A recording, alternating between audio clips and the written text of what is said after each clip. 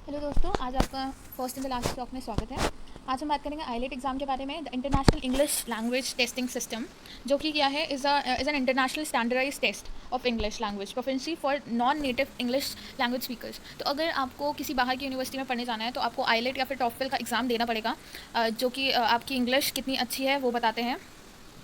It is jointly managed by the British Council, IDP, IELTS, Australia, Cambridge Assessment English, and was established in the 1989. ये establish हुआ था 1989 में. And IELTS is one of the major English language test in the world. तो ये major English language test है. Other test कौन कौन से होते हैं? TOEFL होता है, TOEIC होता है, PTE:A होता है, and OPI/OPI-C. ये एग्जाम्स होते हैं. IELTS is expected के स्कोर्स कहाँ कहाँ वैलिड होते हैं. तो बेसिकली ऑस्ट्रेलिया में वैलिड रहते हैं, ब्रिटिश में वैलिड रहेगा आपका स्कोर, कनाडा में वैलिड रहेगा, यूरोप में रहेगा, आयरिश में रहेगा, एंड न्यूजीलैंड में रहेगा. By over 3000 academic institution in the United State. तो यहाँ यहाँ आपका स्कोर वैलिड रहेगा. और IELTS is the only secure English language test approved by the UK visas and immigration. तो मतलब इन्होंने भी सिक्योर बता रखा है कि यही एक IELTS एग्ज़ाम है जो कि अप्रूव किया गया है UK वायसेस एंड इमिग्रेशन ने, UKVI ने. और for the visa customers applying both outside and the inside the UK. तो जो भी वीज़ा के लिए अप्लाई कर रहा है उन्हें IELTS का एग्ज़ाम देना ज़रूरी होगा, मतलब उन्हें देना ही होगा, चाहे वो आउटसाइड के लिए अप्लाई कर रहे हो चाहे इनसाइड के लिए अप्लाई कर रहे हो. तो ये सारे एग्जाम होते हैं. और हमारे no minimum score is required to pass the test. कोई मिनिमम स्कोर नहीं है पास करने के लिए आईलेट का. एंड आईलेट रिजल्ट और the test report form is issued to all the test takers with a score from band 1. तो band 1 जो कि नॉन यूजर्स हैं, बेसिकली जिन्हें इंग्लिश अभी थोड़ी थोड़ी आती है, नॉन यूजर्स हैं, टू बैंड 9 एक्सपर्ट यूजर्स जिन्हें बहुत अच्छे से इंग्लिश बोलनी आती है. And each institution sets a different threshold. तो डिफरेंट क्राइटेरिया होते हैं हर यूनिवर्सिटी का कि कितने पे वो ले रहे हैं, मतलब कितने स्कोर पे वो आईलेट के जो भी ले रहा है यूनिवर्सिटी में पार्ट, उसे कितने स्कोर पे वो एंट्री दे रहे हैं. तो ये सब उनके ऊपर रहता है. जितने अच्छा आईलेट के स्कोर रहेंगे उतनी अच्छी में भी यूनिवर्सिटी मिल जाती है लोगों को. और आपका अगर आपको बाहर की यूनिवर्सिटी में जाना है आफ्टर ग्रेजुएशन तो आपको एक ग्रे का एग्ज़ाम देना पड़ता है. लेकिन अगर आपको 12th के बाद ही जाना है तो SAT का एग्ज़ाम होता है, SAT का एग्ज़ाम होता है. एंड अगर आपको आफ्टर 4 ईयर्स जाना है तो आफ्टर 4 ईयर्स के लिए आपके पास एग्ज़ाम होता है GRE एग्ज़ाम होता है, जिसमें जितने अच्छे स्कोर रहेंगे आपको कभी कभी स्कॉलरशिप भी मिल जाती है. और स्कॉलरशिप काफ़ी अच्छी मिलती है. तो बहुत ही अच्छे से मिल जाती है आपको स्कॉलरशिप. एक मेरा फ्रेंड था जिसे स्कॉलरशिप मिली थी, बहुत ही अच्छी मिल गई थी. एंड उसकी होल ईयर का वहाँ पे 1.4 लाख था पूरा का पूरा, मतलब उसमें हॉस्टल भी सब कुछ, और काफ़ी अच्छी यूनिवर्सिटी थी. तो काफ़ी स्कॉलरशिप अच्छा मिल जाता है. अगर आप नॉर्मल आप उसका चेक करेंगे कि कितनी एडमिशन फ़ी होती है तो बहुत ज़्यादा होती है, 13 लाख होती है फ़ीस. तो वो कम होकर रिड्यूस होकर अगर आप अच्छे ग्रेड्स लाएंगे आईलेट और ग्रे एग्ज़ाम में, तो इट मे बी पॉसिबल कि आपको स्कॉलरशिप मिल जाए और आप अच्छे खासी यूनिवर्सिटी में आप कम फीस में पढ़ सकें. प्लस हॉस्टल फ़ी भी उसकी इंक्लूडेड है. तो ऐसे आप कर सकते हैं. एंड आफ्टर दैट यहाँ थोड़ी हिस्ट्री लिखी हुई है आईलेट एग्ज़ाम की. बेसिकली आईलेट देना आपको ज़रूरी है अगर आपको बाहर की यूनिवर्सिटी में पढ़ने जाना है या फिर आपको वीज़ा के लिए अप्लाई करना है. तो इसमें क्या होता है, IELTS academic and general training both incorporate the following features. IELTS test the ability to listen. तो क्या क्या आईलेट टेस्ट चेक करता है? आपकी लिसनिंग की एबिलिटी, आपकी रीडिंग की एबिलिटी, राइटिंग की एंड स्पीकिंग की. आप कैसा सुन सकते हो, कितना अच्छा सुन सकते हो जो भी वर्डिंग्स है, और रीड कितना अच्छा कर सकते हो, कितना फ्लुएंटली कर सकते हो, लिख कैसे सकते हो, आपकी ग्रामेटिकल मिस्टेक्स कैसी हैं या ग्रामर कैसी है, आप बोल कितने अच्छे से सकते हो, फ्लुएंटली कितना अच्छा बोल सकते हो. तो फर्स्ट क्या होता है, the speaking module is a की कॉम्पोनेंट ऑफ द आईलेट. तो जो हमारा स्पीकिंग कितना अच्छा हम बोल सकते हैं वो की कॉम्पोनेंट होता है आईलेट के एग्जाम में. It is conducted in the form of 1-to-1 interview. अब हमारा एक से एक इंटरव्यू होता है, मतलब सामने कोई होगा और वो आपका इंटरव्यू ले रहा होगा इंडिविजुअली, मतलब एग्जामिनर होगा और आप होंगे सिर्फ. The examiner assesses the test taker as he और she is speaking. The speaking session is also recorded for the monitoring and for remarking in case of an appeal against the score given. तो हमारा जो session होता है वो पूरा record भी हो रहा होता है ताकि हमें मार्क्स दिए जाएँ, मतलब उसी के बेसिस पे हमें मार्क्स मिलते हैं, ताकि हम बाद में क्लेम भी कर सकें कि हाँ यार हमें और मार्क्स चाहिए थे यहाँ पे पर हमें नहीं मिले, तो हम क्लेम भी कर सकते हैं. A variety of accents and accents and writing styles have been presented in the test materials in order to minimize linguistic bias. तो हमारे डिफरेंट टाइप के एक्सेंट्स होते हैं, मतलब वेराइटी ऑफ एक्सेंट्स प्रोवाइड किया जाता है और राइटिंग स्किल्स प्रोवाइड किया जाता है ताकि जो हमारा टेस्ट मटेरियल जो भी हमें मिल रहा है उसको हम अच्छे से समझ सकें, ताकि मिनिमाइज़ कर सकें लिंग्विस्टिक बायस को, मतलब जो भी डिफरेंसेस आ रहे हैं जैसे हम नहीं समझ पाए, इसीलिए वो लोग डिफरेंट एक्सेंट और राइटिंग स्किल्स में प्रोवाइड करते हैं हमें test material. The accents in the listening section are generally 80% British, Australian, New Zealander and 20% others, mostly American. तो ये इस तरीके से सेक्शंस पे डिवाइडेड होते हैं. IELTS developed by the experts at the Cambridge English Language Assessment. तो ये किसने डेवलप किया? ये कैम्ब्रिज इंग्लिश लैंग्वेज असेसमेंट वालों ने ये डेवलप किया with input from the item writers from around the world. तो डिफरेंट लोगों ने इसे बनाया. लाइक वर्ड में सर्च किया गया, उन लोगों ने आइटम सर्च किया कि क्या चीज़ें हमें डालनी चाहिए इस एग्जाम में, क्या नहीं डालनी चाहिए, और उसके बाद ये पूरा एग्जाम उन्होंने बनाया. Teams are located in the US, Great Britain. अब कहाँ से टीम ने इस प्रोजेक्ट में लगाया? वो था located in the US, Great Britain, Australia, New Zealand and Canada and other English speaking nations. तो इन सब ने कंट्रीब्यूट किया and then the IELTS is formed. Band scores are use for the each language sub skills. तो band scores दिए जाते हैं 0 to 9 तक कि आप कितने अच्छे हैं. 0 is did not attempt the test. 1 सबसे लोअर होता है, मतलब नॉन यूजर है, मतलब ज़्यादा अच्छा नहीं बोलते, उनकी ज़्यादा अच्छी लिसनिंग नहीं है, रीडिंग नहीं है, राइटिंग नहीं है, स्पीकिंग. इन सब के चीज़ों को कंसिडर करके हमारा बैंड रेंज दी जाती है जितना अच्छा हम बोलते हैं. लाइक अगर 9 है तो it's well and good, it's well and good से भी ज़्यादा अच्छा. 9 मतलब बेस्ट. ओके, एक्सपर्ट यूजर है आप अगर आप हैं. 8 is also good and 7 is also well and good अगर है तो आपका. ठीक है. आइलेट टेस्ट स्ट्रक्चर क्या होता है? मॉड्यूल्स होती हैं. There are 2 modules of the IELTS. एक होता है एकेडमिक मॉड्यूल, दूसरा होता है general training module. There is also a separate test offered by the IELTS test partners. वो होता है आइलेट्स लाइफ स्किल. अब क्या होता है? आइलेट्स एकेडमिक में होता है is intended for those who want to enrol in the university. तो एकेडमिक मॉड्यूल में वो लोगों को एनरोल करना पड़ता है जो कि यूनिवर्सिटी चाहते हैं. जैसे बाहर की यूनिवर्सिटी, जैसे इंडिया को कोई बंदा चाहता है कि वो बाहर की यूनिवर्सिटी में पार्ट ले सके, तो उसे आइलेट एकेडमिक मॉड्यूल वाला देना पड़ेगा. And other institute for the higher education. तो हायर एजुकेशन के लिए अगर उसको जाना है तो उसे आइलेट एकेडमिक मॉड्यूल वाला करना पड़ेगा. And after that IELTS general training होती है is intended for those planning to undertake non academic training. तो जो वो उन लोगों के लिए होता है जो नॉर्मल जा रहे हैं या फिर वहाँ पे वर्क एक्सपीरियंस के लिए जा रहे हैं या इमिग्रेशन के लिए जा रहे हैं कि मतलब पूरा ही शिफ्ट हो रहे हैं वहाँ पे, तो वो उन लोगों के लिए होता है जनरल ट्रेनिंग वाला. एंड आफ्टर दैट एक जो होता है IELTS life skill is intended for those who need to prove their English speaking and listening skills at the common European framework of reference for the languages. तो उन्हें बस prove करना होता है कि हाँ यार हम इंग्लिश अच्छी बोलते हैं, लिसनिंग भी अच्छी है हमारी, लेवल A और A1 और B1. तो उन्हें ये करना होता है. Can be use to apply for a family of a settle person. तो ये वीज़ा वगैरह के लिए यूज़ किया जाता है basically. The 4 parts of the IELTS test कौन कौन से होता है? लिसनिंग होता है, 30 मिनट का एग्जाम होता है आपका, प्लस 10 मिनट्स ट्रांसफर टाइम होता है. अगर आपका मतलब जैसे नहीं कंप्लीट हो पाया तो मतलब ट्रांसफर टाइम होता है कि जैसे आपने लेट शुरू किया तो आपको 10 मिनट्स का प्लस मिलता है. एंड आफ्टर दैट रीडिंग होता है 60 मिनट्स का होता है. एंड राइटिंग होता है 60 मिनट्स का होता है. तो और स्पीकिंग 11 to 14 मिनट्स का होता है. तो टोटल टाइम हो जाता है आपका 2 hours and 45 minutes. ओके, तो ये पूरा एग्जाम आपका 2 घंटे 45 मिनट का होता है.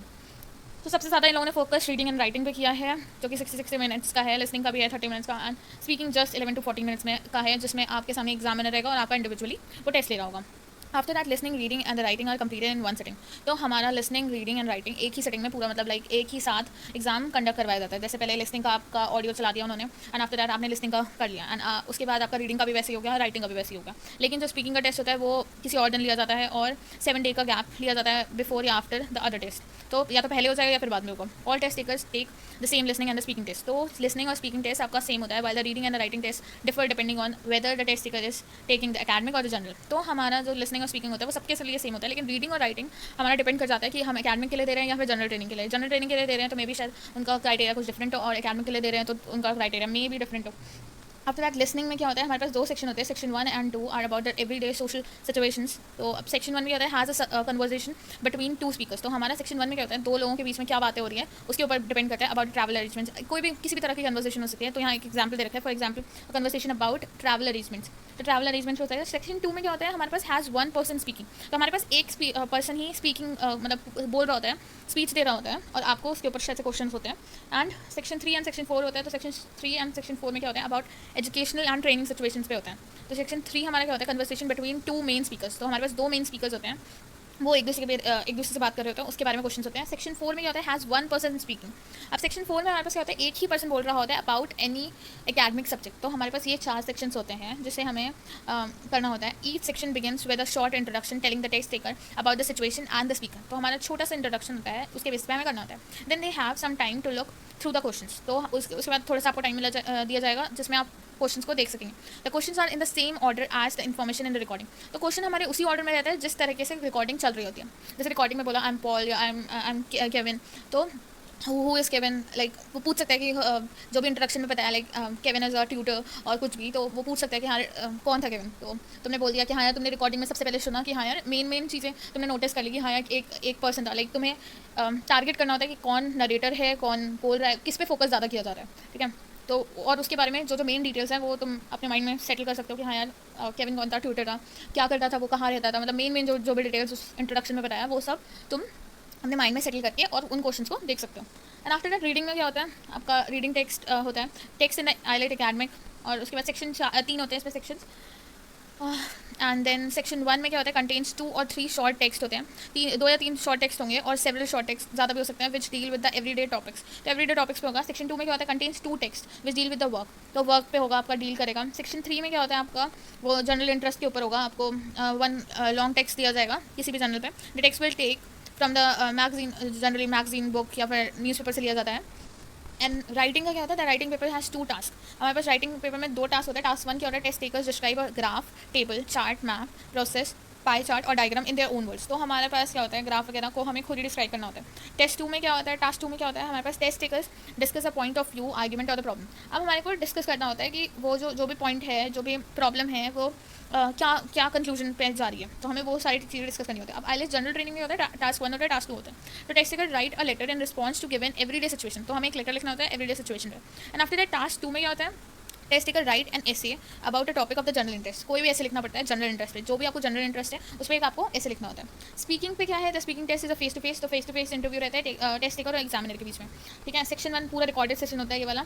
सेक्शन 1 में क्या होता है, इंट्रोडक्शन इंटरव्यू, तो 4 से 5 मिनट आपको इंट्रोडक्शन देना पड़ता है, ठीक है। आपके घर के बारे में बताना होता है, फैमिली, वर्क, स्टडीज़, कुछ भी हॉबीज़, इंटरेस्ट, रीजन्स, तो कुछ भी आपको बताना होता है, ठीक है। इंट्रोडक्शन देना होता है। उसके बाद क्या होता है, सेक्शन 2 में क्या होता है आपका 3 से 4 मिनट लॉन्ग टर्न, मतलब test takers are given task card दिया जाता है आपको, और उस पर आपको कुछ ना कुछ बोलना होता है, ठीक है। जो भी आपको टास्क कार्ड मिलेगा, जैसे आपको दिया एप्पल दिया, तो apple is good for health and we have to eat apples daily in our daily life, मतलब कुछ भी आपको बोलना पड़ता है 3 से 4 मिनट, ठीक है। आफ्टर दैट सेक्शन 3 में क्या होता है, 4 से 5 मिनट का होता है section 3। The third section involve discussion between the examiner and the test taker. अब आपका जो थर्ड सेक्शन होता है उसमें एग्जामिनर और टेस्ट टेकर एक डिस्कशन करते हैं generally on the question relating to the theme. तो हमारा जो भी थीम होगा, जो भी सेक्शन 2 में होगा, जो भी टास्क कार्ड होगा, उसी थीम के बारे में डिस्कशन होता है थोड़ा सा, ठीक है। तो बेसिक आपका यही वाला पार्ट होता है स्पीकिंग टेस्ट में, ज़्यादा से ज़्यादा स्कोर कर सकते हैं तो अच्छी बात है।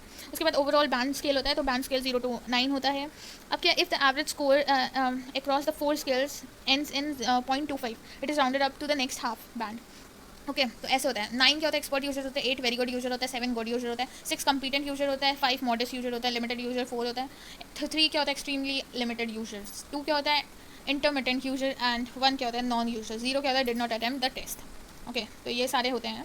अब C2 is for the 9 and 8.5, 8.0 and 7.5, 7 आ गए तो C1 हो आप, 6.5 6 आ गए, 5.5 आ गए तो B2 हो आप, एंड 5 4.5 4 हो गया तो आप B1 हो, एंड आफ्टर दैट 3.5 3 2.5 2 1.51 0.50 तो आपका नल है, नॉन अवेलेबल है, ठीक है। तो ये पूरा होता है आपका ग्रेडिंग के लिए।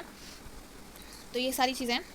एंड रिजल्ट क्या आता है, for a computer delivered test results are release between the 5 to 7। अगर आपका कंप्यूटर डिलीवर्ड हुआ है तो 5 से 7 दिन में आपका रिजल्ट आ जाता है। For a paper based test, अगर पेपर बेस्ड है तो आपका 13 दिन के अंदर अंदर एग्जाम का रिजल्ट आ जाता है। एंड ओवरऑल बैंड, तो हमारा बैंड रेंज कहाँ से होता है, 1 to 9 होता है, उसी के बेसिस पे आपको मार्क्स दिए जाते हैं। And test taker receive only 1 copy of their test report form, एक ही कॉपी दी जाती है apart from test takers who are applying to the department of the citizen and the immigration. तो जो भी इमिग्रेशन के लिए करवा रहे हैं उनको ज़्यादा भी मिल सकता है, ठीक है। तो ये सारी चीज़ें हैं।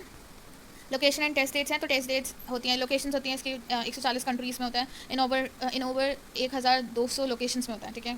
1200 लोकेशंस में होता है। They are up to 48 test dates, तो 48 टेस्ट डेट होती हैं जो कि अवेलेबल होती हैं, 48 टेस्ट डेट्स होती हैं जो कि अवेलेबल रहती हैं। तो अगेन ये सब वही चीज़ें बता रखी है। आप ग्लोबल टेस्ट स्कोर्स जो भी एकेडमिक के लिए दे रहे हैं उनके लिए कितना वैलिड रहता है। जर्मनी में अगर आप चाहते हैं कि यूनिवर्सिटी में एडमिशन मिल सके तो 7.43 आपका स्कोर मैक्सिमम होना चाहिए। ग्रीस में अगर तो 6.97 हो सकता है तो आपका माना जाएगा। मलेशिया में 6.88, स्पेन में 6.85, कनाडा में 6.84 एंड रोमानिया में आपका 6.83, फिलीपींस में आपका 6.81 स्कोर ही होना चाहिए या उससे ज़्यादा। यूनाइटेड स्टेट ऑफ अमेरिका में होना चाहिए 7.62, साउथ अफ्रीका में होना चाहिए आपके लिए 7.44, सिंगापुर में होना चाहिए 7.41, जिम्बाब्वे में होना चाहिए 7.13, जर्मनी में होना चाहिए 7.05 एंड नाइजीरिया में 6.86। तो ये सारे तो होने ही चाहिए। Result by the first language by of the test takers, तो ये सारे स्कोर्स होने चाहिए। बाकी मैं आपको लिंक शेयर कर दूँगी इस पूरी डिटेल की, आप जाके चेक कर सकते हैं, ठीक है। ये मई 2015 की है, सारे डिटेल्स दे रखे हैं। एंड अभी रिसेंट की भी आप रैंकिंग चेक कर सकते हैं कि कितनी गई है, मतलब लाइक ग्रेड्स कितने हुए हैं कि कितने पे आपको एडमिशन मिल सकते हैं। ओके ऐसी वीज़ा के लिए कि कितने पे आपको मिलेगा। ओके तो यहाँ मैं एंड करती हूँ। Please like share and subscribe my channel ताकि मैं ऐसी अच्छी अच्छी अपडेट्स लाती रहूँ और आपको इन्फॉर्मेशन देती रहूँ। तो थैंक यू।